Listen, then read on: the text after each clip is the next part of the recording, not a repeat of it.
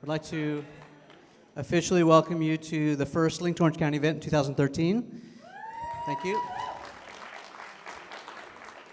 I usually take a little informal poll. Who's here for the first time? Raise your hands up high and keep them up high.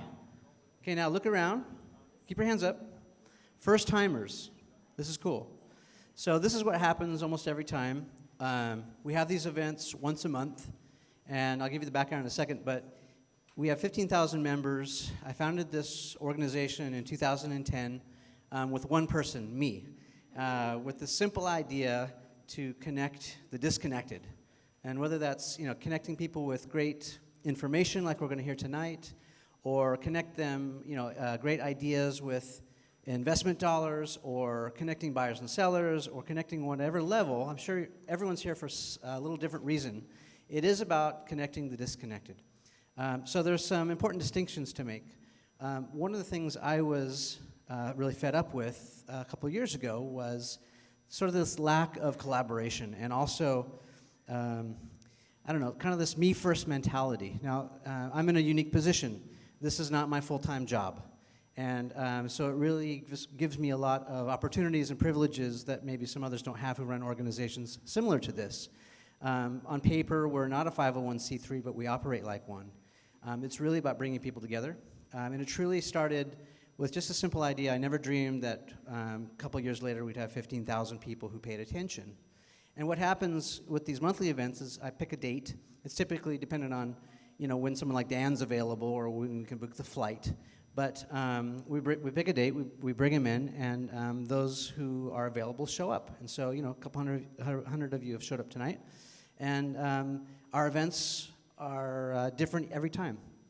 The common thread seems to be authors, because they're less interested in making money and more interested in making a point. And so this is not about pushing Dan's book or selling you a timeshare idea after this is over or anything like that. This is honest to goodness, trying to bring people together. And when you do that, I've found out that great things happen. And beyond that, what really kind of boggles my mind is when you get enough people together, you don't need 1 million people. You just need the right number of people to act together. And when you have this, togetherness, when you're united in one cause, you can do great things. You can move mountains. You can do something cause-related, something important. You can do something business-related. You can do, create this movement and get stuff done. And so lots of people have inspired me. This is definitely not an original idea. But I continue to bring in what I feel are world-class thought leaders and experts into little podunk Orange County to sort of bring us all together, get us instructed in a very expert way, and then hopefully you can take that back to your business and make a difference. That's kind of what it's about. I'm happy to introduce and bring to the stage best-selling author Dan Pink. Dan? All right, thank you, Brian. All right, thanks, Brian. All right, good evening, and let's give a big round of applause for Brian. This is the best of... This is a good lesson for all of us, no matter what our domain. I really think that the sweet spot is to combine entrepreneurialism, which Brian is doing, but also this concept of togetherness. I think that's where the magic is. So great. So it's great to be here in Orange County. I've been here before. It's a nice place to be, except for the traffic and the California and the Anaheim Angels, because I'm a Washington Nationals fan. But otherwise, it's a lovely place. And I'm excited to tell you about this new book. Now, I'm going to tell you some of the ideas in this book, and many of you already have a copy. Most of you already have a copy of this from here? Yeah, okay, so you have the best of both worlds, because when I'm done talking, you don't have to read it. So Brian mentioned that this is indeed my 5th book, and every once in a while people will ask me, so Dan, of the books that you've written, which is your favorite? Which is your favorite book? You can't ask somebody that question, right? I mean, it's like saying, I'm a father of 3 kids. You say, well, who's your favorite kid? Right? It's just you can't ask that question because you don't have a favorite. You love them all, right? Okay, so you can't say, what's your favorite book? This is my favorite book. I had a lot of fun writing this. I think it's going to be really fun and useful to talk about, and I hope that we can, you get something out of some of the core ideas that I give you tonight. So let's talk about it. So this is a book about sales. Why in God's name would I write a book about sales? Here's why. A few years ago, I wrote a book called Drive, and that book made an argument. That book said that looked at the science of motivation, and it said that if you look at the science of motivation, there's a certain kind of motivator that we use in organizations, what I call an if-then motivator. If you do this, then you get that. If you do this, then you get that. Research is very, very clear. 50 years of social science tells us. If-then motivators. Great for simple routine tasks. Turning the same screw the same way on an assembly line, adding up columns of figures, whatever. They work like a dream. But when you ask people to do more complicated stuff, more creative work, more conceptual work, work that requires judgment, discernment, those if-then motivators don't work very well. They're not the right kind of motivators for that kind of work. That's basically the punchline of that book. And so in response to that, I've put my email address on the jackets of my books, which some days is the greatest thing in the world and other days is a living nightmare. What's interesting is, it's so valuable because people ask really good questions. And one of the first questions I got after this book was, what about sales? Aren't sales commissions the classic kind of if-then reward? Pretty good question, right? So I started looking at it a little bit. I started hearing from some companies saying, oh my God, this explains what happened. We eliminated commissions for our sales force and saw sales go up. Whoa, that's kind of freaky, right? It's not supposed to work that way. And so I said, wow, this is really interesting. Like, I didn't know anything. I've been writing about business for almost 20 years. I don't think I've ever written a single story about sales. I got to learn more about this. So what I started doing is I started looking for books on sales. And most of them are not very good. You're laughing. It's like 41 sleazy ways to close the deal, 18 cold calling techniques that will make your skin crawl, those kinds of books. And, I didn't really like this. So I figured, well, so there's not much in the sort of popular business category about sales for me to learn a little bit about this world. So I said, well, of course, our major business academic institutions, our MBA programs, they will be the source of knowledge about sales. Right, some of you are actually snickering right now because you know where I'm going. Most business schools don't teach sales. It's kind of freaky, right? It's like as if, the cash register ringing is somehow incidental to commerce. Like, it seems kind of important, like to make the... And so I said, this is interesting, and I started just asking people I knew who were in sales some questions about it, just really out of curiosity and to answer reader questions. And I became absolutely fascinated by this topic. And what I tried to do is I tried to write a book about sales for people who would never read a book about sales. A book about sales that actually takes the subject seriously. And so let me tell you about some of the things that I found. So we have a lot of salespeople in this country. We have a lot of salespeople in this country. There was this prediction a few years ago that the internet would, and here's the 50, I just came from Northern California, and they use this word in Northern California, the internet would disintermediate salespeople, right? That it would make salespeople obsolete, that in the same way that, and that happens a lot in labor markets, right? There are technologies that make certain kinds of functions, certain kinds of jobs obsolete. We used to have a lot of telephone operators. Now we have technology that switches the calls, right? That happens all the time. In fact, I was saying, it's funny, I have 3 kids, a 16-year-old, a 14-year-old, and a 10-year-old. And the 16-year-old and I were walking somewhere, and I don't know how we got on top of this topic, but at one point I explained to her, like when I was growing up, that your electric meter, like the measurement of your electric usage, was a little dial outside your house, and people would come and write it down. And she honestly thought I was kidding. Because it's the most stupid thing that you could ever imagine. Why not automate something like that? So technology does obliterate certain kinds of functions and certain kinds of jobs. There's no question about it. But it hasn't done that for sales. In 2009, we had 1 in 9 American workers was in sales. Their job was to get people to buy stuff. 13 years of disintermediation later, what do we got? We've got 1 in 9 American workers are in sales. All right? So we've gone from 1 in 9 to 1 in 9. Now again, for those of you, I know not everybody is that well versed in statistics. That's not much of a change, okay? But I thought there was I had a hunch about something else. I thought there was something else going on, and it was about these folks right here, these 8 in 9. I had a hunch about those folks. I had a hunch that those folks were also doing something that was kind of sort of like sales. It wasn't making a cash register ring. It wasn't getting someone to actually open up their wallet or write a purchase order or whatever, but it was kind of sort of like sales. They were persuading, influencing, convincing, hey, let's make an exchange. You give me something, I give you something. I had a hunch about that. Now, if you're experienced enough a writer and you have a claim you want to make, you can go out and find evidence and anecdotes to support just about any claim. Okay. And I said, you know what, I'm not going to do that. I'm not going to do that this time. No. I said, I'm not going to do that. So I wanted to put some, because it was only a hunch. So let's put some quantitative meat on the bone. So what I did, and one of the cool things now, while these technologies haven't disintermediated salespeople, they have offered such incredible tools for regular civilians. And so one of the tools that's out there is the ability to do some fairly sophisticated survey research, the kind of thing that would have been cost prohibitive 10 years ago.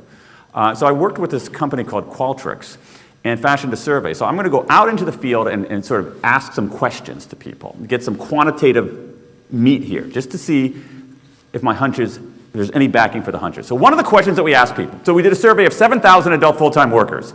7,000 adult full-time workers, and one of the questions we asked people was this one right here. What percentage of your work involves convincing or persuading people to give up something they value, attention, effort, money, time, etc., for something you can offer? What percentage of your time involves this kind of exchange? You're convincing, cajoling, influencing, hey, you give me this, and I'll give you this. Now, that exchange doesn't have, this is the key, it doesn't have to be denominated in dollars. It could be attention. Hey, I'm the boss, and what I really need you to do is focus on this and do things a certain way this way. I'm on a project. I got to round up the really good people to be on my project, okay? No money's changing hands there, but resources are changing hands, resources of attention and effort and so forth. So think about this for your own work. So what percentage of your time, and it was awesome because we had a little slider thing people could slide over. Yeah. Okay, one other person thinks it's fairly awesome. I thought it was, you can go like this. Yeah, it's awesome. Anybody want to shout out their percentage? And I'll cold call people too. 70. Who said 70? Yeah, 70. How about somebody from not in sales? No, are you in sales? Yeah. I could tell by the haircut. No. How about somebody not in sales? Honestly, I'll cold call people. Yeah. You don't have to raise your hand. What? 80? 90? Huh? Over 90%? Well, Jeff is a teacher, so that makes, teachers are basically selling, they're basically vying for attention. They're vying, say, hey, I want you to give me effort in exchange, I will give you something else. Absolutely. I'm a parent, and it's 100%. I'm with you. I'm a parent too. All right, so what percentage? Here's what people said. The average, once they moved the groovy slider over to the right, was this, 41%. People are spending, this is, again, a survey of 7,000 adult full-time workers, and it's cool. I don't want to empty the room by talking about this, but it's a very well-adjusted sample. The sample is adjusted properly, not well-adjusted people, but the sample is adjusted properly, so it really represents the composition of the U.S. workforce. So 41%, that's a lot, right? Think about that. That's 24 minutes of every hour people are spending on what I like to call non-sales selling, right? So here's what we got. We got 1 in 9 people in traditional sales and 8 in 9 people in non-sales selling. What do we, again, a little bit of math here. What do we conclude from that? What is 1/9 plus 8/9? The whole thing. Tell me your first name? Mary Earl. Mary says the whole thing. That's exactly what it is. It's the whole thing. Here's the punchline. Like it or not, we're all in sales now. Like it or not, we're all in sales now. And here's the thing. A lot of you don't like it. Why don't you like it, those of you who are nodding? Stigma. Stigma. What kind of stigma? Negative stigma. Negative stigma, all right? Who else said something back there? Couldn't get a real job. Couldn't get a real job. Oh, right. Okay. So it's like So like the bright people go become doctors and lawyers and engineers, and then the folks who can't quite cut it go into sales, right? All right? What else? They say no. They say, who says no? Oh, the people say no. You have to deal with no. You're basically being pelted with rejection every day. Who else has one? Rejection is back there. Rejection is back there? Rejection is everywhere, let me tell you. No, I know. Oh, I'm sorry. She said rejection. Yeah, okay, rejection. So here we go. So I wanted to get a sense of this too, so we asked another question. We asked this question right here. When you think 7,000 adult full-time workers, when you think of sales or selling, what's the first word that comes to mind? All right, talk to me. Used cars, yep. Pushy? Manipulative. Pushy, manipulative? Shyster? All right, let's take a look. We got 7,000 adult full-time workers asking this question. Now, this is a very interesting, see, to me, this is an interesting way to get at people's sentiments.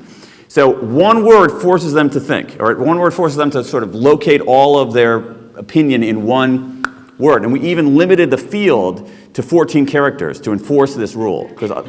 No, I mean it, because otherwise people will write you essays. And not good essays, either. So, what's the first word that comes to mind? So we asked 7,000 adult full-time workers this question. And then so what I did there is I got the answers. And some people said things like marketing, persuasion, and so forth, synonyms for sales, which is a very interesting answer. But what I decided to do is take out the nouns. Take out the nouns and focus on the adjectives.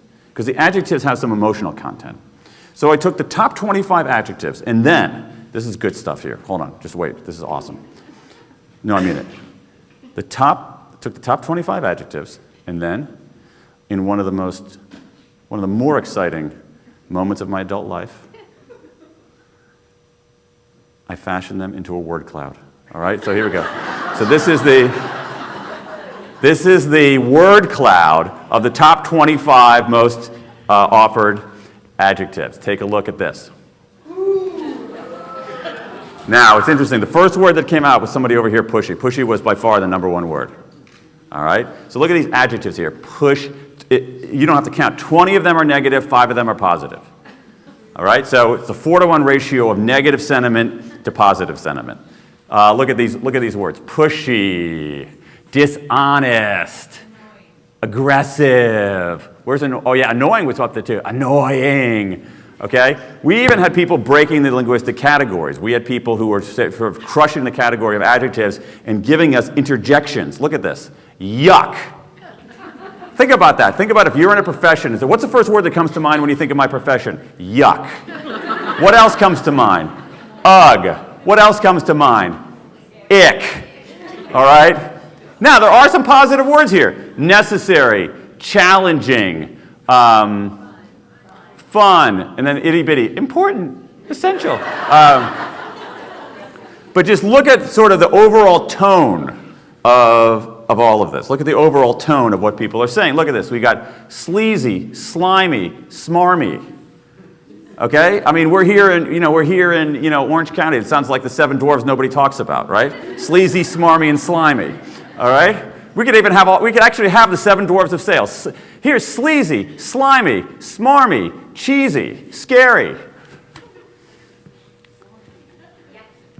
This view of sales, very widely held. It's a very, very deeply held sentiment. Very deeply held sentiment about sales, to my mind, is totally wrong. It's a relic. It's a relic. It was true once. It's not so much true today. Why? Let me try to explain why that is, because this actually moves us into new territory. This is not a view about sales. This is a view about the conditions in which sales have usually taken place. What do I mean by that?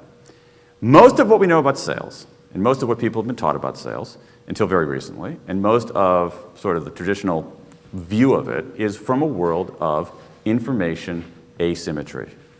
The seller always had more information than the buyer. What happens when the seller has more information than the buyer? Thank you. Buyer beware. The buyer better beware. Let's double down on this. What happens when the buyer doesn't have very much information, doesn't have many choices, and doesn't have a way to talk back? Buyer double beware. All right? In a world of information asymmetry, the seller has an edge. So you can get ripped off. You can get hoodwinked. You can get they can take the low road. Not everybody, obviously, not everybody in that kind of situation takes the low road, but you have that advantage. This is one kind of enterprise. Think about going to a Toyota dealer 20 years ago. You go to a Toyota dealer 20 years ago. You go to buy a Camry. That Toyota dealer is going to know a lot more about Toyotas, a lot more about Camrys, probably a lot more about cars than you ever will. Okay? Buyer beware.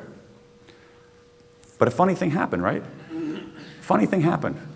Do we live in a world of information asymmetry? So, in part, we live in a world of something getting closer, at least, to information parity. Think about cars. Go into a Toyota dealer today. You can arguably know more about Toyotas. You can arguably know more about Camrys. You can go in there and say, hey, you know what? I've already looked up and seen all the prices of Toyota Camrys, of 2012 Toyota Camrys in Orange County. I pretty much know what the fair price is here, so you can't diverge much from that. I've gone to an online user group of Toyota Camry users, and I know that there's actually a problem with the trunk. There's an annoying thing about the trunk, and I probably need to get $400 off for that. That's a very different, think about this. This is pretty amazing. I interviewed a bunch of car dealers in this book. There's one car dealer who runs a very large set of dealerships in Washington, D.C., where I live. She said that when she first started selling cars in the 1980s, the factory invoice price of the car was locked in the safe. Even the salespeople weren't allowed to see it. Now, my mother in Columbus, Ohio, can walk into the car dealer. I got the factory invoice price, guys. Okay? That's a very, very different world, right? It's a very different world. And my view, at least, and what I'm trying to convince you of is this, that a world where customers, buyers of anything, whether it's Buicks or ideas or whatever, a world where customers have inadequate information, limited choices, and no way to talk back, that suddenly becomes a world where buyers have lots of choices, huge amounts of information, and all kinds of ways to talk back, is a different species, right? I think it was Pat who said, Pat who said, this is my graphic for information asymmetry. Pat who said, buyer beware. This world, a world where there's information parity, where buyers can talk back, where they got a lot of choices. Yeah, you got it, seller beware. The sellers are on notice. What has that done? It's forced, you can take the low road. I don't want to say that human nature has changed in any fundamental way. I'm not going to say that people aren't greedy or deceitful. They are. They're people. But here's the thing. The low road doesn't work very well. It's not sustainable. All right? There's a great American musical, The Music Man, right? You remember this? Okay? With Marion the Librarian and Harold Hill and all those kind of wonderful people. And what does he do? He goes from town to town hoodwinking people. Try that today. You can hoodwink the first town, no question about it. Then your face is on Facebook. People are tweeting up a storm. They're waiting for you at the border of the next town, right? It's hard to do. It's not that sustainable. So what this has done is it's forced people to the high road. And again, my view here is that this world of buyer beware, or this world of seller beware, is not different in degree from a world of buyer beware. Not like a little bit different. It's different in kind. It's a different enterprise. It requires different capabilities and different skills. So I said, if this is right, okay, basically the claim here is this. We're all in sales now, but sales isn't what it used to be. We're all in sales now, sales isn't what it used to be. If this is right, or like many things, if it's more right than wrong, what do you do about it? How do you get better at this? How are you able to either do regular selling or non-sales selling in a world of information parity and seller beware?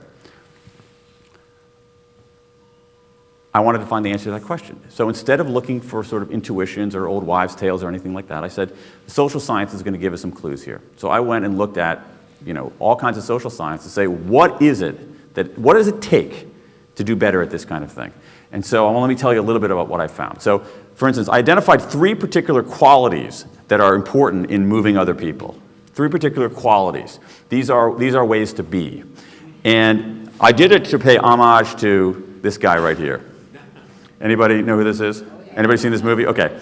This is a very handsome young Alec Baldwin. And from the movie Glengarry Glen Ross, there's an epic scene in the movie that's actually not in the play. There's an epic scene in the movie where he plays this guy, Blake. And Blake comes from downtown. We don't even know what that means. Blake hears he's from downtown. I'm serious. There's a sort of mystery, like he's from downtown. And he comes to this office called Mitch and Murray that's selling timeshares for kind of a dodgy operation, 4 very sad sack salespeople in this operation. And he decides they're not doing very well, so Blake is dispatched to get them going. So Blake, of course, begins by attacking their masculinity, which we know is always an effective persuasion strategy. And then, after insulting them, he decides to give them some old-fashioned sales training. So what he does is and again, I met a lot of you out there beforehand, but for those of you under 40, this is what's known as a chalkboard. He goes to the chalkboard and he writes down this, you see this right here. He says ABC, ABC, A always, B, B, C closing. Always be closing, always be closing. That's his view. Bulldoze them, steamroller them, get them to sign on the line that is dotted. That doesn't work anymore. That's not a good strategy in this world. It's a bad strategy in this world. So I went out in search of, if this is right, what are the new ABCs? And the social science gives us some really cool clues about what the new ABCs are. And they are attunement, buoyancy, and clarity. Attunement, buoyancy, and clarity. Attunement, buoyancy, and clarity. Let me tell you about each one very briefly, and then we're going to go in depth about some other stuff. Okay, so attunement. How do you take someone's perspective? Taking someone's perspective, that's what attunement is. Can you see the world through their eyes? Powerful, powerful skill. Social science gives us some really good clues about how to do it better. Buoyancy. Anybody remember Fuller Brush? Okay. Anybody seen a Fuller Brush man recently? I have. I found the last Fuller Brush man in San Francisco. He goes door to door in the business district of San Francisco selling Fuller brushes. One of the very last in the entire country, the last one in San Francisco. An incredibly awesome guy named Norman Hall. And Norman said, he's been doing this for 40 years. He said, the hardest part about his job is that every day you face, and this is his phrase, it's a lovely phrase. He says, every day you face an ocean of rejection. An ocean, it's a lovely phrase. It's an ocean, very poetic, an ocean of rejection. Buoyancy is how you stay afloat in the ocean of rejection. Social science gives us some clues about what do we do beforehand. How do we prepare ourselves? What do we do during these kinds of encounters to remain buoyant? And third, very powerful stuff. It turns out that one of the best predictors of sales success and even general flourishing is what you do afterwards, your explanatory style. How do you explain when things go awry? So we can talk, this is a great topic, we can talk more about it in Q&A if you want. Clarity, ABC, clarity, A, attunement, B, buoyancy, C, clarity. Clarity is this. We got a lot of information out there. So accessing information isn't that valuable. Curating it is a lot more valuable. Distilling it, making sense of it. Taking your expertise and saying, you know what, all this stuff is noise, but this part is signal, this is what you need to pay attention to. Very powerful. The other thing is, this is important. I know we have some educators out there. This is a big deal. At one point in sales, people would say, I provide solutions. I don't sell, I provide solutions. And that's cool, that's totally cool. But today, think about it from a buyer's perspective of anything. If a buyer knows precisely what their problem is, they might be able to find the solution on their own. You're not that valuable. Where are you valuable? You're valuable if you don't know what your problem is, or if you're wrong about the problem. And so the premium has shifted dramatically throughout the workforce, or it's shifting dramatically throughout the workforce, from the skill of problem solving to the skill of problem finding. How do you identify new problems? How do you anticipate new problems? How do you surface things that people don't realize are a problem? That's where the action is. One thing for the educators in the audience, because I know I met a couple of them. This is really interesting. There was an interesting survey that surveyed school superintendents and business executives. They said, what's the most important creative ability today? What's the most important creative ability today? And they gave some choices, and then they ranked them. School superintendents, most important creative ability today? Problem solving. Business executives. They rank problem solving 7th. What? They're number 1? Problem identification. Can you see things that other people aren't seeing? Can you surface latent needs? Can you anticipate problems? Can you identify problems people don't realize that they have? Powerful, powerful skill. Let's talk very briefly here. So those are the 3 qualities. They basically say how to be. You want to be attuned. You want to be buoyant. You want to be clear. What do? 3 particular abilities that matter most. They are to pitch, to improvise, and to serve. To pitch, to improvise, and to serve. Obviously, for obvious reasons, I don't identify these by the first letter. To pitch, to improvise, and to serve. To pitch. We're pitching all the time, right? People are distracted, so how do you pitch in a way that gets your message to its essence in a way that engages people to begin the conversation? Some really, really cool stuff on this. For instance, we could talk about this in Q&A too. Why do we should be pitching more with questions than we do right now. We often almost always pitch with declarative statements. There's really interesting research showing the conditions in which you should pitch with questions. It turns out that pitches that rhyme have much greater power than we think. There's research out of Carnegie Mellon saying, okay, every email is a pitch. Which kind of emails get open? So this is by pitch. Improvise. Many of you have been through regular sales training. Traditional sales training teaches you to, quote, overcome objections, right? How do you overcome objections? And a lot of it is, if you've been through traditional sales training, it's let's memorize a script. Now let's memorize the objections. Now let's memorize what we say in response to those objections. Okay, very scripted. But that scripted approach isn't working as well because you have much better informed people, all right? And so much better informed prospects, much better informed companies in B2B sales. And so what's actually more valuable are the skills of improvisation, particularly this and it turns out just really quite amazingly that the principles of improvisation, the core principles of improvisational theater are extraordinarily effective in any kind of persuasion, influence, cajoling, sales kind of setting. The principles of saying yes and, the principles of making your partner look good. And the most important thing, one of the most important things I learned myself in writing this book, improv artists are taught to, when they're on stage with a fellow actor, to, this is their phrase, hear offers. Hear offers. They say every line that your colleague utters, embedded in there is an offer. And you can get better at hearing offers. That blew my mind when I heard it. I mean, I just like, whoa, that's actually so amazingly interesting. And I've started now kind of getting myself, okay, let me hear an offer in this. Let me hear an offer in this. And then finally serve, which is what's the point of the exercise? I mean, if you're not doing something, my view is that if you're not making someone's life a little bit better, and by extension making the world a little bit better, you're doing it wrong. It's actually not sustainable. It's not good, number one, and it's not sustainable. It's not how business works anymore. So what I want to do now is spend a few minutes talking in a little bit greater depth about some of these things. And what I want to try to do here is, I want to actually just to, again, want to emphasize that these stuff about attunement, buoyancy, and clarity, and pitch, improvise, and serve is stuff that's rooted in some really, really good social science. And so in part to demonstrate that, what I want to do is I want to replicate one of the studies live here on stage with 3 courageous volunteers. 1, 2, 3. Thank you, courageous volunteers. Come on up. Let's give them a big round of applause.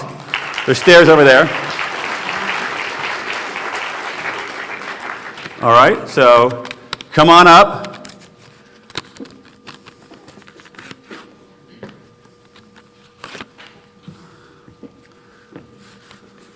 All right, tell me your name. Dane. Dane? Hey, Dane. How are you? Oscar? Oscar? Esprit. Esprit? Nice to meet you. Okay, you know we're in California. All right, here we go. Come on over here, guys. All right. Dane, Oscar, and Esprit. Dane, Oscar, and Esprit, attorneys at law. All right, here we go. So here we go. So I'm going to give you a skin-safe erasable marker. There's a skin-safe erasable marker. Okay, so what we're going to do here, we're just going to replicate this. This is a very famous study in the social psychological literature. Some of you actually might be familiar with it. And all you guys have to do is just follow my instructions. Totally easy, totally simple. Number 1, identify your dominant hand. Okay? Now, with your dominant hand, snap your fingers 5 times very quickly. Now, with your dominant hand, take that skin-safe erasable marker and on your forehead, draw a capital E.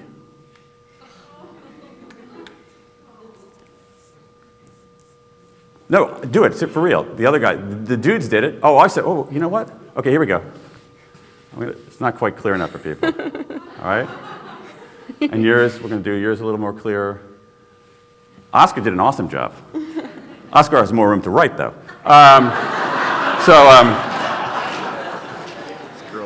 I know. You got to be cruel to be kind. Okay, so what do we notice about these E's? What do you mean they're backwards? Right reading or what does that mean? Tell me. What do we notice about these E's? Oh yeah, thank you for the lights, guys. We got a spot on these guys? Can you see these? Okay, that's good. Okay, so what do we notice about these E's? These E's are not the same as each other's, right? What's different about the E's? What? No. They're all caps.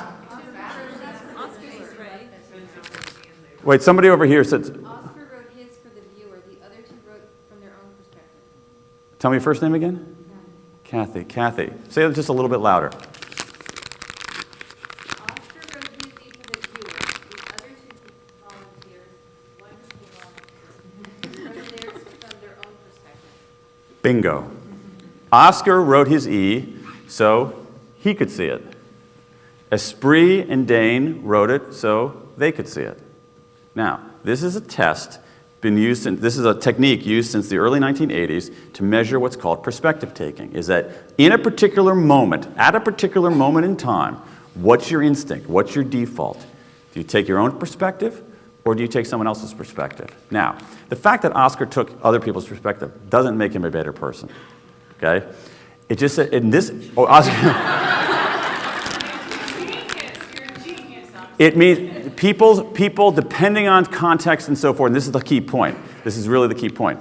That the context you're in can have a big effect on your capacity, your instinct to do that. Okay, so I'm going to tell you about some experiments using this test, but it's a really, really powerful way to get in an instant. What's your default? You're going to take your own perspective or someone else's perspective. So give these guys a huge round of applause, and I will give these guys a wipe. It'll come right off. Thanks a lot, guys. Thanks a lot for doing it. All right, that's awesome. I appreciate your help. I got more wipes up here if you need them. And Oscar's going to keep his on because he's kind of proud about that. All right. All right, so let me tell you a couple of things. So again, attunement is perspective taking. So a lot of research on what are the conditions, how do we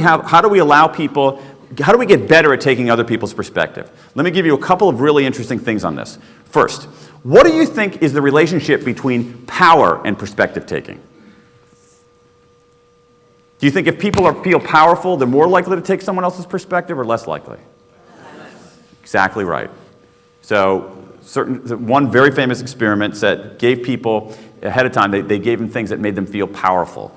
In the experiments where they just give people a little dose of power, high power participants were almost 3 times as likely as low power participants to draw a self-oriented E. So maybe Dane is feeling powerful about something. Maybe Esprit is feeling powerful about something. Why is this? Why does here's the punchline. Inverse relationship between power and perspective taking. Why? The more power you have, the less good you get at taking people's perspective. Because we don't care. You don't care. Why don't you care? I don't need you. Exactly. I don't need you. What's the point? All right? I'm powerful. I don't need to listen to you. You need to listen to me. Big mistake. Big mistake. And here's an explanation of it, that power leads individuals to anchor too heavily on their own vantage point, insufficiently adjusting to other people's perspectives. That's fine. But this is why people quit jobs. They have bosses who feel powerful and draw the E the wrong way. They have bosses who don't take other people's perspectives. This is a reason why a certain arrogant breed of salespeople don't get deals. They think they know it all. They think, oh my God, you need me a lot more than I need you. They come in with that kind of attitude.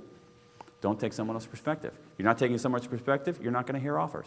You're not taking someone's perspective, you're not listening very well. So this is really powerful. This is such a sturdy finding. When power goes up, perspective taking goes down. If you look at research on status, people with low status, however you want to define status, either rank in a company or even people who are struggling for survival in a way. They're very good at taking other people's perspective. Why? They need to, because the other people are in charge. So you better understand what the people who are in charge are thinking, or you're going to have a problem. It's survival, right? So here's a lesson for all of us in any kind of persuasive technique, in any kind of effort of sales or non-sales selling, that you can increase your power by reducing it. Here's what I mean by that. Suppose that you are, tell me your first name. Cheryl. Cheryl. So suppose, God forbid, that I'm Cheryl's boss, okay? And I want Cheryl to do something. I'm trying to persuade her, I'm basically trying to sell her on an idea. You know what, Cheryl, what you really need to be doing is you need to be going on this project, and we need to get you out of this project and whatnot. Now, I can just command and control it. Cheryl, I'm your boss, go. And let's say Cheryl's resisting that. Listen, I'm your boss, you got to do it. Okay? Cheryl's not going to go into that new assignment that happily, right? She might do it. She's not going to be, in many cases, she'll do it in a compliant way, but not in a particularly engaged way. So how can I get better at persuading her? Well, one of the essences here in any kind of motivation is that what you're trying to do, again, what's really important here, you're not trying to manipulate people. You're trying to help them understand things a little bit better so they come up with their own reasons for doing something. How do I do that? Well, I can go in, if I go to, using this lesson here, I go into Cheryl and I say to myself in advance of this, knowing this research and power and perspective taking, you know what?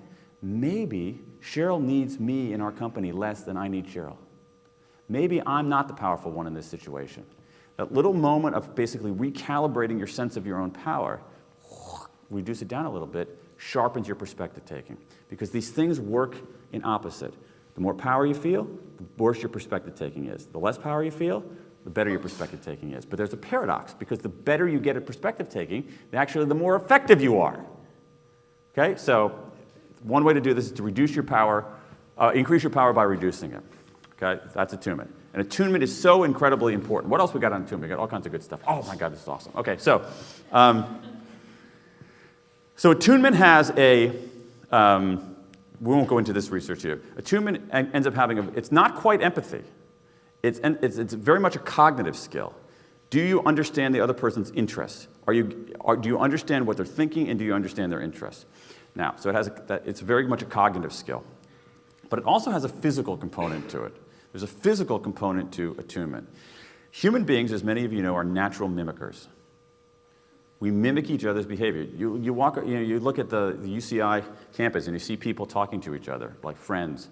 And if you just stop and take a step back and watch what's going on, you see it almost like choreography there. People are, gently mirroring each other's behavior. They are using similar gestures, similar postures, and things like that. We do that because that's how we understand someone else. We do that because that's how we show affinity for someone else. We do that because that's what we do when we're actually paying attention to what someone else is doing. So even though it's known by the word mimicry in the literature, mimicry has a kind of duplicitous edge to it. It's what human beings do. Some interesting research about just how powerful being conscious of this is in other kinds of encounters. Let me give you this one study. So they put people into a lot of this research is on negotiations. So they put people into negotiation setting, and there's sort of these classic kind of negotiations that are used to measure what sort of factors matter most in negotiations. One of the famous ones is negotiation over the sale of a gas station. So this is using the gas station negotiation as an example. Put people two groups of people into this negotiation session. 1, 2. Everybody gets the facts, packet of the facts. Facts are all the same, the training is all the same, instructions are all the same. This group, and then this group. Boom, boom, boom. They're about to go in. 5 minutes before this group goes in, the researcher comes in and says, "Oh, I got some new instructions for you." 5 minutes before they get in, because they've been studying this negotiation packet, and here's the instructions. They give them this thing that says, I wrote out the whole thing just to give you a sense. Successful negotiators recommend that you should mimic the mannerisms of your negotiation partner to get a better deal. For example, when the other person rubs her face, you should too. I mean, your own face, obviously. If she, not well drafted. If he, she leans back or leans forward in the chair, you should too. However, they say it is very important that you mimic subtly enough that the other person does not notice what you are doing. Otherwise, this technique completely backfires. Also, do not direct too much of your attention to the mimicking so you don't lose focus on the outcome of the negotiation. Thus, you should find a happy medium of consistent but subtle mimicking that does not disrupt your focus. Now, I find that these instructions alone would disrupt my focus. But they're basically saying, hey, pay attention to mimicry. All right? So these are people with no training in this, given these instructions 5 minutes before they go into a negotiation. Does it have any effect? You betcha. It had a big effect. The negotiators who mimicked their opponent's mannerisms were more likely to create a deal that benefited both parties. They got a better deal for themselves, and they got a better deal for the other side. Just in that 5-minute half-assed instructions about mimicry. Then the researchers went back and said to the other side of the table, did you think the people were mimicking your behavior? No. There's an aspect of attunement and perspective taking, like that E, that has a physical side to it. Okay? Subtle, but it has a physical side to it. Physical side also has the verbal side of it too. Let me just give you one other thing because it's pretty interesting. Let's say there's a lot of research on behavior. There's a lot of research actually on tipping. On like giving, like, you know what I mean, like in restaurants, not like I'm tipping, but on gratuities, tips, right? Whatever, not that complicated, Dan. Here's a really interesting one. Let's say that I go into I'm in a restaurant and I make an order. And I go and I order and say to the server, could I have a cheeseburger, extra tomato, mayonnaise on the side, and a salad, not fries? Suppose that the server says back to me, okay, so you want a cheeseburger, extra tomato, mayo on the side, and salad, not fries. Basically repeats the order back to me. Research, very famous paper, not very famous, but well, none of this stuff is famous, but in the world of that, in their world famous, paper out of Holland. Servers who repeat back the exact same words, 70% higher tips. Why do you think that is? Yeah, it makes sense though, doesn't it? Right, it's like, okay, you heard me. You heard what I said, and that's all that it was. But that is a form of mimicry, right? Instead of saying, got it, okay, got it, and then bringing what did I order? I'm obviously not very tuned with myself because I forgot what I ordered. It's not a matter of the order being correct or not. It's basically like, did you do that? So it's a form of attunement. So this idea of mimicry is powerful. It's really powerful. You see this, I don't want to diverge too much. You see this very much in technical sales. People selling technically complex products and services. They always use their own language, but they never use the language of the customer or the prospect. The customer or the prospect doesn't have the specialized language of a particular offering. And so instead of mirroring back that kind of language, or even, saying, oh, well, so you're looking for the whoozamajig to fix over that. Yeah, the whoozamajig, the whoozamajig. Yeah, we call it a blah-blah-blah. But they don't even do that. They just say, oh, you need a, I don't even know, but you know what I'm saying here. That is sort of even just reflecting back customers and prospects' exact language says, okay, I'm listening to you. I understand where you're coming from. And even the act of saying someone else's words actually allows you to see the world from their perspective. So that's attunement. Let me give you, here's what I want to do. I want to give you 2 quick takeaways, and then one last thing, and then we'll take some questions. 2 small tactical things to get better at this. The book, many of you have a copy of the book. The book has all kinds of tools, tips, and exercises on this. So basically, we talk about the science of this. Why is attunement important? How does it operate? And then all kinds of tools and tips and exercises that you can do to get better at it. So it isn't simply saying, oh, here's some cool ideas. Now go deal with it on your own. So let me give you a couple of them. This is really, I happen to like this one a lot. And I tend to like tools and tips and interventions that are cheap and actionable. Things that you can just try and put into place. So here's one that's basically free. Jeff Bezos at Amazon.com founder of Amazon.com gets credit for this, but other people do it as well. And let's give Bezos the credit for it. Or let's just use Bezos as an example. Bezos has meetings at Amazon.com. When he has meetings at Amazon.com, he brings in his software writers. So, I'm going to have somebody representing the software team, and somebody representing the marketing team, and somebody from legal, all right? And all these people around, we're going to have a meeting about whatever issue we're talking about today. At these meetings, not all of them, but at many of these meetings, the significant meetings, sit around the table.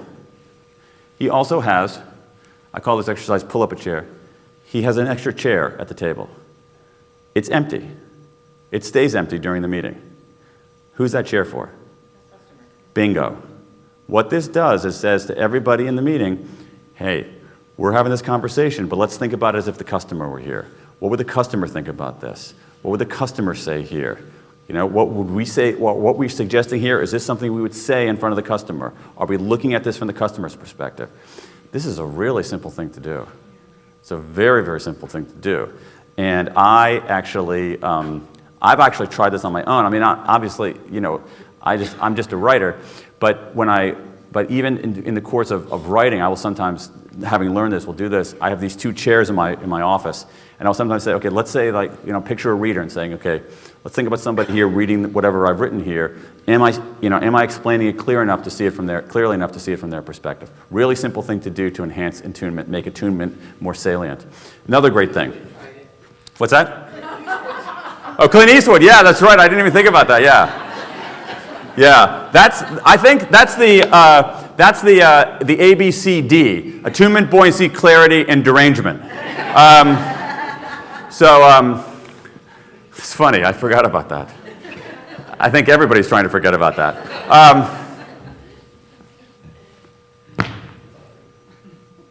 There's another aspect of attunement. It's not only one-on-one, it's actually in some ways a social thing. There's some people, and I love interviewing salespeople. Some salespeople are super good at this.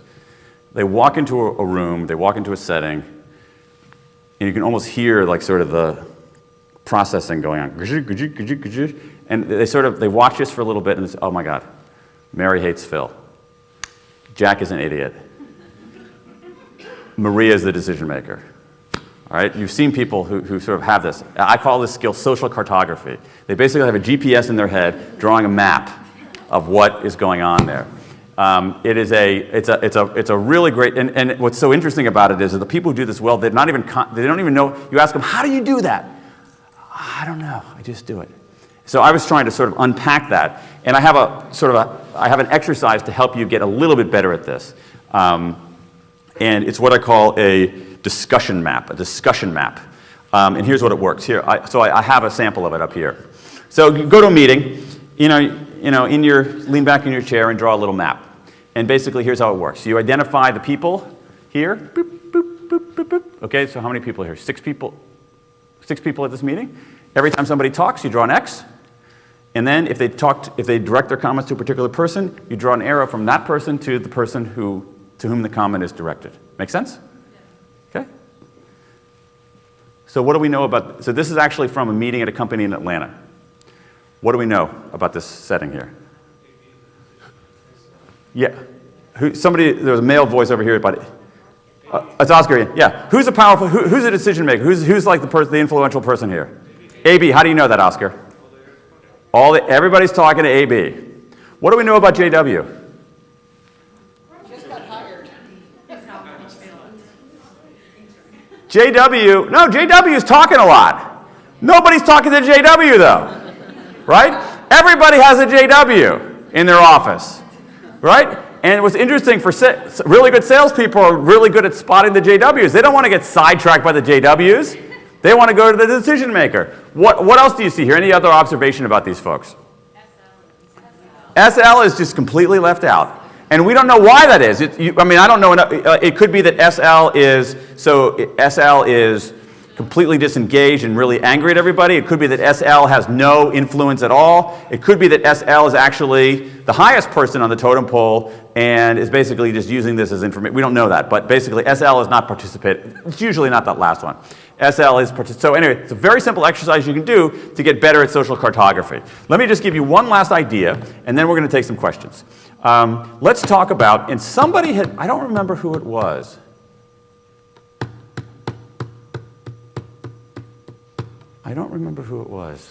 Somebody asked me this question when we were talking outside that had to do with like personalities. Like, is there a sales personality? I want to give you some interesting piece of research on this. So, who makes better salespeople, extroverts or introverts? Introverts? Extroverts? Okay, let's go to the facts. Extroverts, much more likely to enter sales than introverts. Extroverts, much more likely to get hired in sales jobs than introverts. Extroverts, much more likely to get promoted in sales jobs than introverts. Not even close. Except there's one problem. When you look at the link between extroversion and sales performance, how often the cash register rings, not who gets hired and not who gets promoted, how often the cash register rings. The correlation between extroversion and sales performance is basically zero. Now, does that mean that introverts make better salespeople? Let's take a look. Adam Grant, youngest tenured professor at the Wharton School of Management at the University of Pennsylvania, just finished a remarkable piece of research on this question. It is going to be published in an upcoming issue of Psychological Science. So stand by your mailboxes and wait for that to arrive. Here's what he did. He measured he went to a software sales force, measured the sales force's levels of introversion and extroversion on a 1 to 7 scale. 1, extremely introverted. 7, extremely extroverted. Got it? 1, extremely, so it's a scale. And you've taken these kinds of assessments where they give you sort of prompts. I'm the life of the party. Very much like me, not at all like me, that kind of thing. I prefer to be by myself. Those kinds of prompts. And then it yields a number that locates you on the spectrum of introversion and extroversion. 1, very introverted. 7, very extroverted. So, he measures their levels of introversion. He follows their sales performance over the next 3 months. What does he find? He finds that extroverts did better than introverts. This is average hourly revenue. Extroverts did a little better than introverts. Not a lot better than introverts, but a little bit better than introverts. But neither of these groups did nearly as well as a third group, the ambiverts. Ambiverts? What? This is a term that's been around actually since the 1920s. One person gave it some amount of prominence in the literature in the 1970s. These are people who are neither extremely extroverted nor extremely introverted. It's like ambidextrousness, right? They are little introverted, little extroverted, not on the edges. Now, here we go. Here's something totally exciting. Now I have a chart for you. It's a chart where Adam Grant plotted scores on the introversion-extroversion index against total sales revenue. Take a look at this. It's a beautiful chart. Take a look at this. So the 6s and the 7s over here, they don't do a heck of a lot better than the 1s, do they? Okay, now remember, this is actually, in some ways, it's confirmation of this, because you don't have anybody who's like way over on that side of the spectrum, because they're not getting even hired in sales jobs. But take a look at this. The strong extroverts, they're not that much better than the strong introverts, right? Why aren't these strong extroverts, these 6s and 7s, the back-slapping, gregarious, kind of stereotypical kind of sale, hey, what can I do, buddy, to put you in a Buick this afternoon kind of guys? Why aren't they very good? They're what? They're embarrassing. Yes, they're embarrassing. What else? They don't listen. They're not perspective takers. They sometimes overpower people. Another thing is they often want to be liked too much. They're not very good at it. Say that again? They fear rejection. I think that's a good point, because they want to be liked. They're not very good. They're a little bit better than these strong introverts, but they're barely better than Why aren't these strong introverts very good? They're afraid to ask. They're not that comfortable striking up conversations. They often don't have enough assertiveness. So they're not very good at it. So the idea that the strong extroverts don't make good salespeople doesn't mean that strong introverts do. It's the people in the middle. It's the people in the middle. Why are they good? They adapt. They're attuned. They know when to speak up. They know when to shut up. They know when to push. They know when to hold back. Those are the people. So if you look at the people who score the very best, it is just, depending on how you measure the revenue, it's either right at 4, right in the center, or a little bit, 4.2, somewhere around there. That's where the people do the best. They have a more sophisticated repertoire. Now here's two last things. Here's some good news. You see, the distribution of introversion and extroversion in the population looks eerily like this. In other words, some of us are very strong extroverts, some of us are very strong introverts, but most of us are kind of in the middle. Most of us are not 1s and 2s or 6s and 7s. Most of us are kind of in the middle. We're not totally one way. And what this suggests, to me at least, is that even though many of us recoil at the idea of selling, most of us are pretty well equipped to do it. The other thing is, you can get better. Introversion and extroversion is a very stable personality characteristic. If I test more introverted than extroverted as an 8-year-old, chances are as a 48-year-old, I'm also going to test more introverted than extroverted. It's a pretty stable personality characteristic. But you can nudge things a little bit. So if you look at someone like me, I actually test, I don't test extremely introverted, but I test maybe mid to high 2s. Okay? Here's the thing. I'm never going to be a 6 or a 7. I'm never going to be the life of the party. I'm never going to have the lampshade on my head, all right? That's just not who I am. I don't care what you do to me. I'm not going to do that. Okay? But you know what? If I'm let's say that I'm a 2.5, I can learn how to be a 3.5. 3.5 is pretty darn good. 3.5 is pretty darn good, right? Let's take so even someone who's a 2. Oh my God, you're a 2. There's no way you could be a good salesperson. There's no way you could be persuasive in this. You know what? A 2 is not going to learn how to be a 6 or a 7, but a 2 can be a 3. That's pretty good, right? Think about somebody who's a 7. 7's going to have some problems. The best a 7 can do is a 6. That's better, but not great. But there aren't that many 7s. You have someone who's a 6, they can be a 5. Look how good 5 is. 5's pretty good. That's 6, they can learn how to be a 5. Frickin' shut up, right? And so what this suggests, to me at least, is that all of us can get pretty good at this kind of stuff. Because this stuff is fundamentally human. So Brian, let's take some questions. You want to come up here and take some questions, see how we're doing?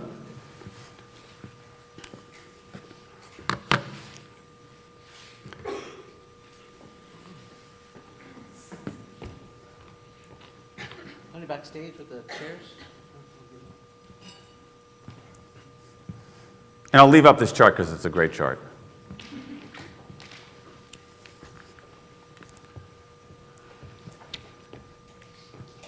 Well, I'll tell you what, let's take one question here to start. Before Brian, yes, Carol. How much of this work do you think is culturally determined? Is this an American effect? This particular one? Everything is in your Oh, I'm sorry. How much of this is American and how much of it is broadly based? It's a really, really good and important question.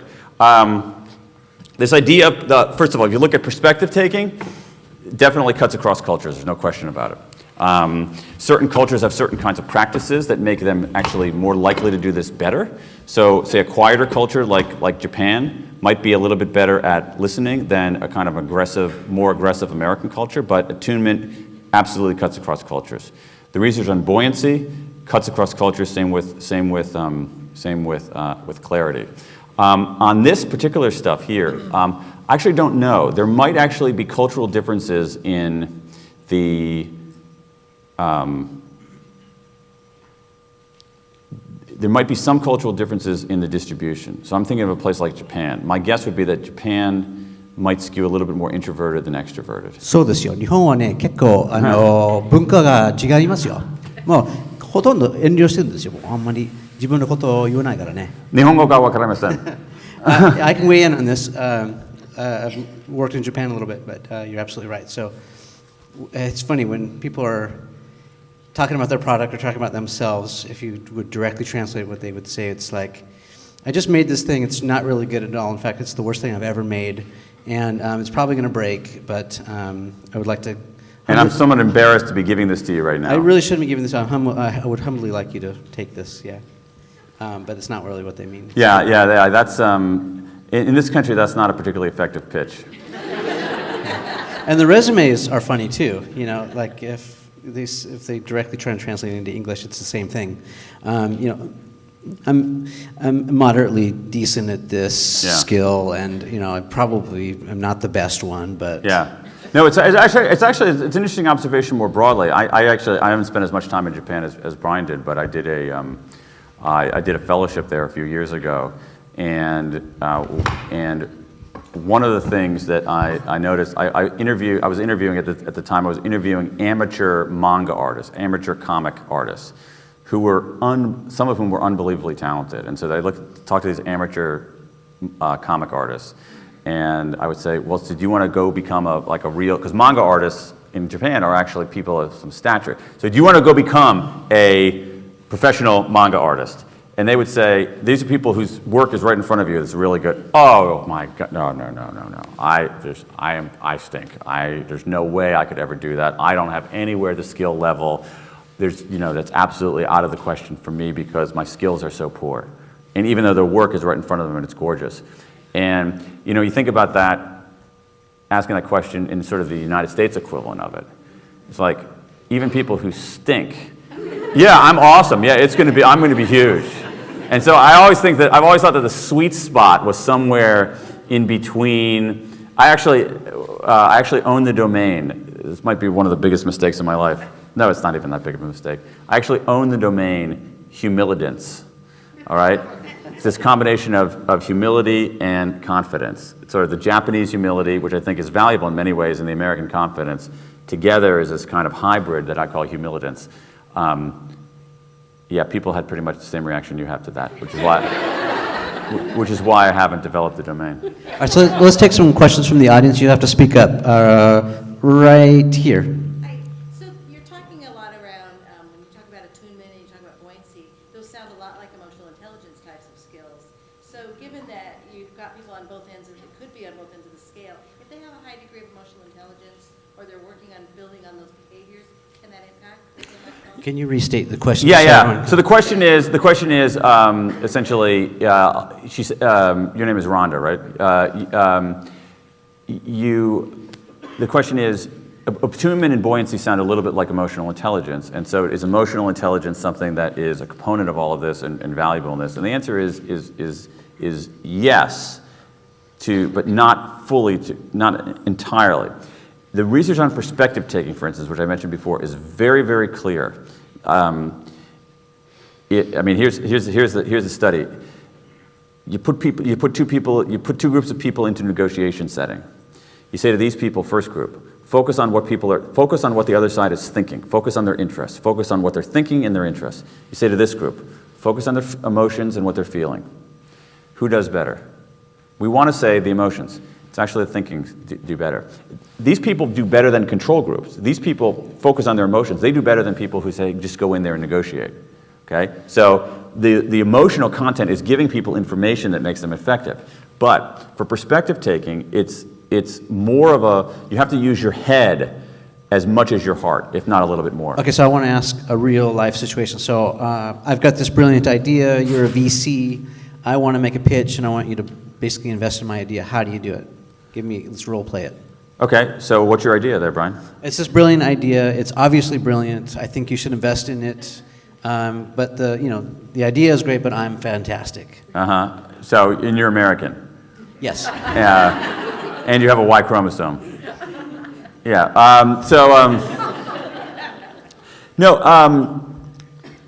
Obviously it's obviously gonna depend on the content. But I think what you have to do, I think here is the principle of, I think you harness the principle of attunement and the principle of clarity. The principle of clarity. What problem are you trying to solve? All right. Is there a situation, a market, a technology that is kind of murky now, and you're saying, I'm bringing clarity to this? The reason I am so curious is because you say it's better to think about what they're thinking versus what about they're feeling. Yeah. And to me, it's intuitive to play on the emotional level, like the passion I've got, and how it's going to change the world and how it makes me feel. And you're saying, no, it's about put myself in your shoes. I'm saying that's better than, I'm saying that going into this kind of encounter, focus on the other side's feelings, is better than going in not focused on neither feelings nor thinking. What the research shows pretty clearly is that, so going in focused on emotions rather than not focused on anything, that's better. Going in focused on thinking over the feeling, a little bit better still. And so in this case, so I would say, go in there and say, it really depends on the circumstance, but go in there and say, what problem am I trying to solve? Have I identified something that isn't a problem? Am I bringing to market something the world doesn't know that it's missing? That's where all the juice is. The more you know about the person whom you're pitching to, the better off that you are. Has anybody read the book? I hope so. The book by Robert Cialdini called Influence. Important, hugely important book. You need to read that book. I hate to be a school marm here, but you need to read this book. It's called Influence. The author's name is Robert Cialdini, Cialdini, Robert Cialdini. It's a fantastic book, and one of the things that he talks about is the principle of liking. And it turns out that, it sounds a little cheesy, but when if you have some kind of actual affinity to the person you're pitching, your messages are slightly more persuasive. So, for instance, I would do some due diligence on me ahead of time. So You're a baseball fan. exactly. So I see you somehow that I'm a baseball fan, and you say, you could do something like that. I've got to leave early. I'm catching a game. Yeah, you could. Yeah, assuming that you're telling the truth, because you'll be found out if you don't. But things like hey, I grew up in Columbus, Ohio. Hey, my dad went to Ohio State, or something like that. It turns out to, I did a radio interview this afternoon and at KPCC, and one of the producers there, a young woman, her name was Eliza. I have a daughter named Eliza. Oh my God, your name's Eliza, all right? So, Building on common ground. but that's not gonna, the fact that your dad went to Ohio State, I'm not gonna give you $10 million for, all right? I'm gonna give you $10 million if you're gonna disrupt the market and make me a lot of money. Okay, but think about that, Brian, seriously. Those are my interests. That's what I'm thinking. Another question, right? I have a dilemma. I'm often told you're very good at selling yourself, but you're really bad at selling yourself. In other words, I get the gigs, but I don't get the best deal. People trust me, but as a salesman, the archetypical slimy salesman makes more money. What's your perspective on should one sell oneself, or should one hire a slime ball to sell yourself?